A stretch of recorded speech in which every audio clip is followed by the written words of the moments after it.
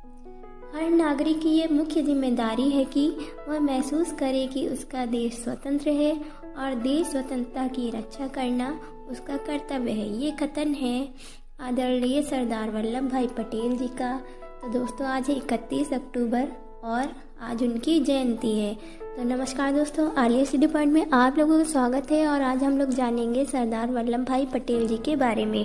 तो चलिए शुरू करते हैं। सरदार वल्लभ भाई पटेल जी का जन्म 31 अक्टूबर 1875 को हुआ। सरदार वल्लभ भाई पटेल एक स्वतंत्रता संग्राम सेनानी तथा आज़ाद भारत के पहले गृह मंत्री थे।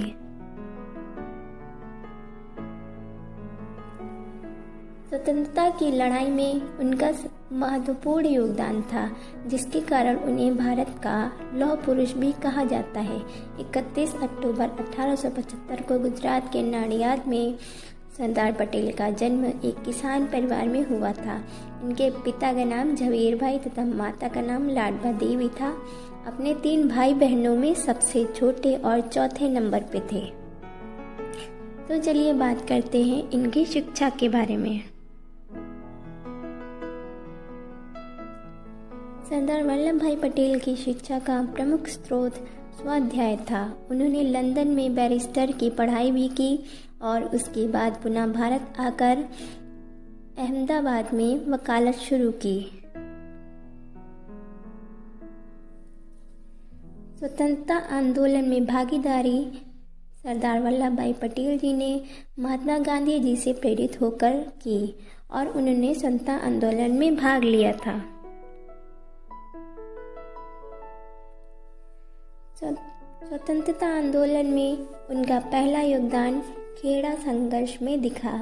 गुजरात का खेड़ा क्षेत्र सूखे की चपेट में था और जो वहाँ के किसान, उन्होंने अंग्रेज सरकार से निवेदन किया कि उन्हें कर में छूट दी जाए, मगर अंग्रेज सरकार ने उनकी इस मांग को अनसुना कर दिया और स्वीकार नहीं किया। तब सरदार वल्लभ भाई पटेल और महात्मा गांधी और अन्य लोगों ने किसानों का नेतृत्व किया और उन्हें कर न देने के लिए प्रेरित किया। अंत में सरकार को झुकना पड़ा और किसानों को कर में राहत दे दी गई थी। तो आइए जानते हैं सरदार वल्लभ भाई पटेल का नाम सरदार कैसे पड़ा। तो बारडोली सत्याग्रह करने के बाद उन्होंने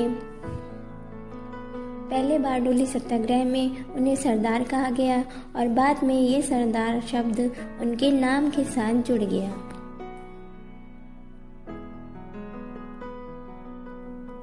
तो आइए जानते हैं कि आज़ादी के बाद सरदार वल्लभ भाई पटेल जी का क्या योगदान था।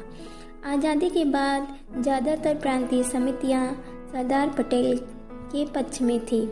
सरदार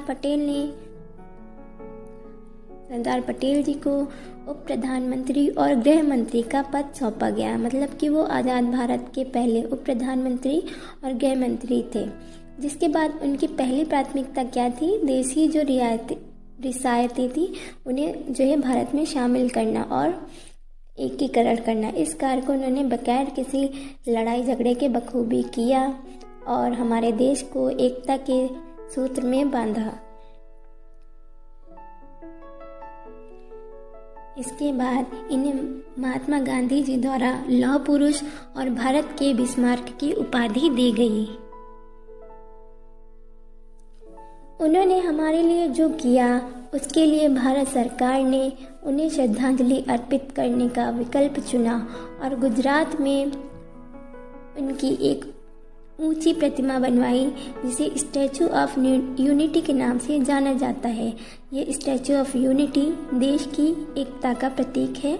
ये दुनिया की सबसे ऊंची मूर्ति है। इसे पद्म भूषण और पद्मश्री प्राप्तकर्ता रामवी सुतार द्वारा बनाया गया है। इसकी ऊंचाई 182 मीटर या 597 फीट है और इसका उद्घाटन 31 अक्टूबर 2018 को किया गया था। हर साल 31 अक्टूबर को इनके जन्म दिवस को राष्ट्रीय एकता दिवस के रूप में मनाया जाता है। तो दोस्तों, आपको ये जानकारी कैसी लगी ज़रूर बताइएगा और वीडियो अच्छी लगे तो